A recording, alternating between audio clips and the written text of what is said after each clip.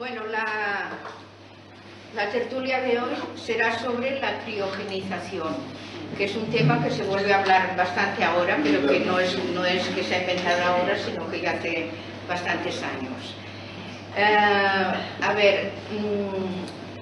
Desde que hay el hombre en la Tierra, siempre ha perseguido la inmortalidad, pero es que ahora la ciencia se puede dar por hecho ya. Los resultados no lo sabemos. Los resultados que habrán cuando resuciten a la persona que crioniza. Eso está por ver. Si resucita, porque puede ser dentro de 200 años, puede ser dentro de 500, no se sabe esto. Pero que ya hay bastantes personas crionizadas, creo que hay 170, y hay 3000 en lista de espera. También crionizan cerebros. Y explican una técnica que es muy complicada de explicar. Yo no lo voy a hacer esto, lo voy a explicar todo más fácil para que sea comprensible. Pero sí lo que he hecho es bastante el proceso de cómo se hace. En lugar de solo comentar si es ético o si no es ético, explicaré un poco el proceso, que a lo mejor será un poquito pesado. He intentado hacerlo lo más sencillo para que entre todos podamos debatir, ¿no? Ya en Egipto, por ejemplo, sacaban el cerebro y las vísceras de los reyes muertos, los enterraban, los embalsamaban, los enterraban bajo tierra, esperando pues una vida eterna, ¿no? O sea que eso ya viene de tiempo. Lo que pasa que eran solamente ideas fantásticas, pero ahora es realidad ya. Es realidad. La realidad no es el final, sino el comienzo, el comienzo del proceso. Bueno, a ver. Ser siempre, ser sin término medio, sed de ser más. Nadie ha expresado con más pasión y angustia que el escritor español Miguel de Unamuno, el ansia de vida eterna que experimentan los seres humanos. Estas palabras, extraídas del sentimiento trágico de la vida, sintetizan con precisión y genio el deseo de trascendencia, de superar la muerte que ha guiado a las grandes religiones, inspirado a poetas, iluminado a filósofos y animado a infinidad de mitos y leyendas. Esta búsqueda de la inmortalidad continúa, y no son pocos los científicos e investigadores que, como los antiguos alquimistas, se aventuran desde muy distintas áreas en esta exploración. La comunidad científica lo mira con recelo. No toda la ciencia está de acuerdo, porque es algo desconocido, ¿no?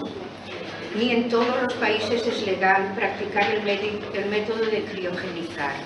La medicina avanza. Las enfermedades y epidemias que hace siglos llegaban a la población ahora son anécdotas. Los antibióticos, por ejemplo, curan las infecciones, el tifus ya casi no existe. Bueno, hay una cantidad de medicamentos que el hombre ha ido con sus estudios pues creando, ¿no? ¿Qué diferencia habría en pensar en el siglo XIV que se podrían hacer trasplantes de corazón a pensar hoy que en el siglo XXII o antes se podrá regenerar médula? La criogenia, palabra que proviene, ahora este trocito es un poco pesadillo, pero bueno, yo creo que es importante saberlo, ¿no? La criogenia, palabra que proviene del griego y significa producción de frío, sin embargo el término se utiliza hoy como sinónimo para el estado de baja temperatura. No está bien definida en qué puntos en los extremos de la temperatura de refrigeración criogénica escala comienza, pero la mayoría de científicos asume que comienza en alrededor de 150 o 180 bajo cero. Esta es una línea lógica, ya que los puntos de ebullición normal de los gases permanentes llamados, por ejemplo, helio, hidrógeno, neón, nitrógeno, oxígeno y aire normal, mientras que los refrigerantes, freón, sulfuro de hidrógeno u otros gases refrigerantes tienen puntos de ebullición por encima de 180 grados. Bueno, esto ha sido lo más pesadito. La criogenia o criopreservación o criohibernación se le puede llamar de varias maneras. Es el conjunto de técnicas utilizadas para preservar, utilizando muy bajas temperaturas, personas legalmente muertas o animales para una posible reanimación o resucitación. Cuando la ciencia y la tecnología futura puedan remediar toda enfermedad y revivir el daño debido a la criopreservación. O sea que si mueren de un cáncer que ahora en este momento no se puede curar, que es incurable, y mueren, lo criogenian, lo meten en una especie de tubos de acero inoxidable con nitrógeno líquido y no sé qué historias, y allí se quedará por 200 o 300 años. A mí esto me da pánico porque me parece ciencia o ficción, ¿verdad? También se dice que también lo hacen para cuando la Tierra ya esté en su momento fatal, que puedan hacer viajes astrales para colonizar otros planetas. Eso es una utopía todavía, es todavía una utopía, ¿no? A ver, para una cosa, remediar toda enfermedad y revertir el daño debido a la criopreservación, que también cuando los resuciten, a saber los daños que habrá causado en los cerebros, si recordarán lo que eran, pues es un tema bastante complicado, ¿no? En los Estados Unidos existen compañías como la llamada Alcor que se dedican a la criohibernación de cuerpos y también de cerebros humanos. O sea, congelan los cerebros humanos y después unas técnicas complicadísimas los pueden incorporar a otro cuerpo, imaginaos, por las que han pagado sus dueños o familiares, optando por la conservación de la base biológica, para luego, en tiempos donde el conocimiento científico sea el adecuado y los encargos de estas compañías los hagan volver a funcionar, o sea, volver a la vida por métodos mecánicos o cibernéticos. O sea, serán muertos vivientes. Yo lo veo tremendo esto. Pero bueno, la ciencia es esto. En unas cosas adelanta mucho y hace cosas fantásticas y en otras pues hay fracasos. Los encargados de estas compañías dedicadas a la criónica se comprometen ante la ley y los propios consumidores a cumplir los requisitos de los acuerdos iniciales. Lo que sostienen los defensores de la criogenia es que a estas temperaturas cualquier actividad biológica, incluso las reacciones bioquímicas que producirían la muerte de una célula, quedan efectivamente detenidas, lo cual es cierto, pero el proceso contrario, es decir, la descongelación y puesta en marcha del organismo nuevamente, es un tema completamente distinto y con un gran interrogante.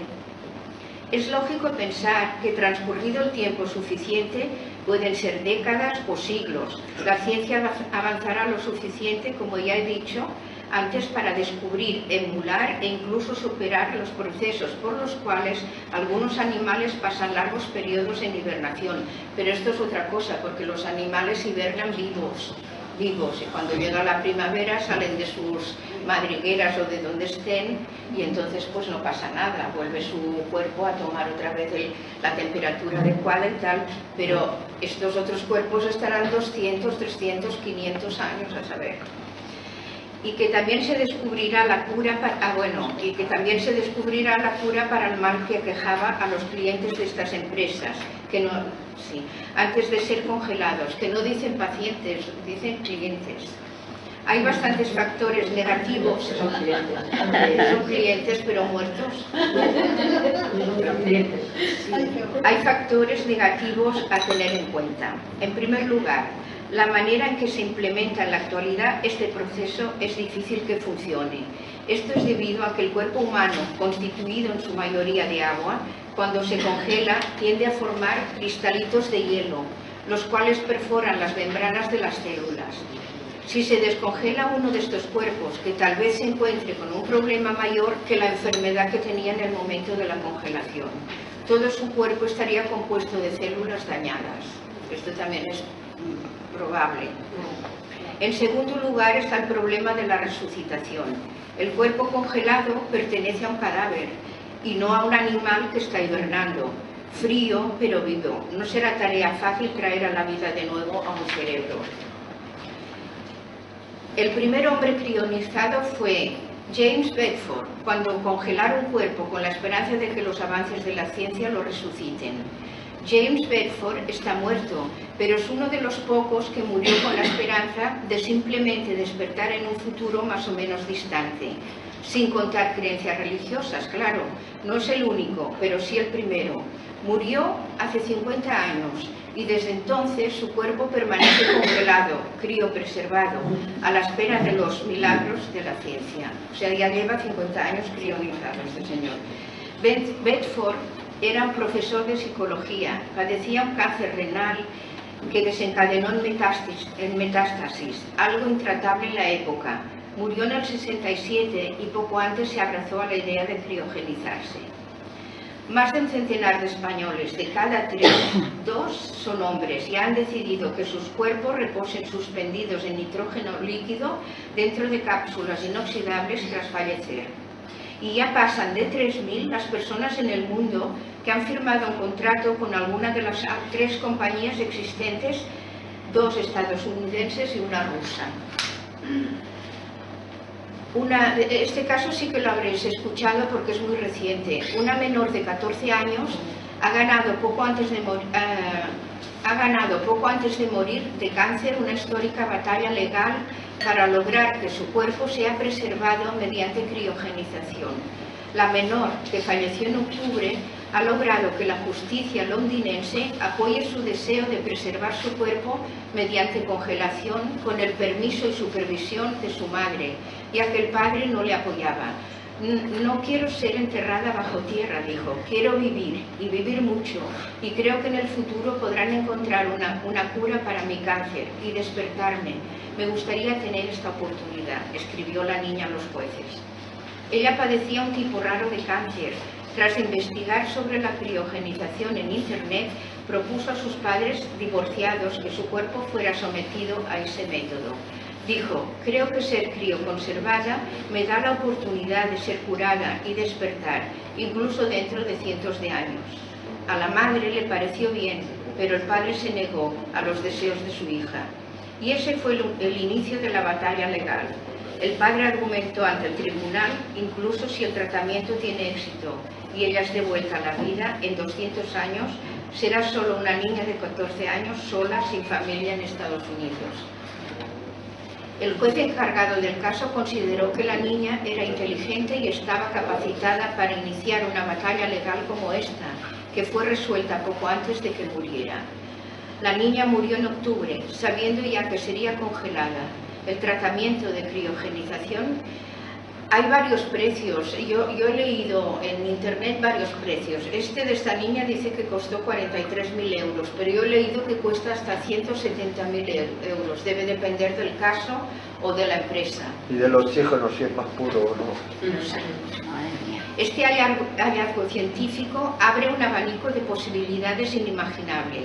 También en la lucha contra las enfermedades todavía incurables, en la dinámica de trasplantes, en la conservación de especies animales en peligro de extinción. Pero todo esto está por ver. La medicina avanza, las enfermedades y epidemias que hace siglos cegaban la población ahora son anécdotas. ¿Qué diferencia habría en pensar en el siglo XIV que se podrían hacer trasplantes de corazón a pensar hoy que en el siglo XXII o antes se podría regenerar médula? ¿Verdad que esto ya lo he dicho? Sí, me parecía. Lo de regenerar médula. El hallazgo científico... no, es lo mismo. Sí. Hace casi un siglo, Robert Ettinger inauguró la era de la criogenización, el señor que fue congelado hace 50 años, con sus investigaciones plasmadas en reveladores ensayos. Él mismo se halla en la actualidad sobre esa tenue frontera entre la vida y la muerte, en estado de animación suspendida. ¿Podrá un científico contemplar algún día y con sus propios ojos el resultado final de sus investigaciones gracias a su resucitación? Ya termino, Actualmente, aunque algunos científicos lo niegan, el proceso tiene muchos problemas. Algunos son consecuencia de límites legales, por ejemplo, el determinar cuándo una persona está muerta legalmente. La criopreservación es más eficaz cuanto antes empiece a actuar. Una persona no puede decidir ser crionizada en un estado en que su organismo sufra el mínimo deterioro y tiene que esperar hasta que sea reconocida su muerte clínica. O sea que si no está confirmada la muerte clínica no se puede. Lo que acarrea otros problemas médicos que por el momento aún no tienen solución, como la isquemia y la formación de cristales, como he dicho antes. Otros problemas son la toxicidad de los criopreservadores, que son químicos que mantienen los tejidos y órganos. Los problemas médicos no tienen respuesta. Se espera que en un futuro la ciencia esté tan evolucionada que al regenerar los tejidos dañados no sea ninguna limitación y se ponen todas las expectativas en la nanotecnología. Ahora está también tan de moda, ¿no? Como dificultad por razones de economía, a muchos pacientes les ha congelado solo la cabeza, por lo que necesitarán un cuerpo nuevo. Después el tema de la readaptación sociológica o psicológica. Imaginaos que te duermen en el siglo XXI y despiertas en el siglo XXVII. La adaptación no sería sencilla. Y por último, es bastante probable que no hay interés alguno en revivir a alguien de hace 500 años. Seguramente se plantearían problemas éticos, médicos, económicos, que harían difícil justificar el esfuerzo de devolver la vida a alguien que podría tener poco interés para la sociedad y solo plantearía problemas de adaptación. Querer escapar a la muerte es un deseo muy humano y la criogenia da una oportunidad de que podemos vivir un tiempo más en el futuro.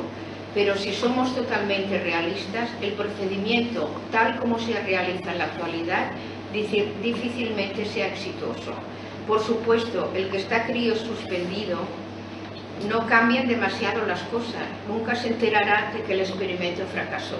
O sea que como está muerto, si lo despiertan y es un zombi, no se enterará. La ciencia habrá pues investigado esto y aquí más o menos ya termino.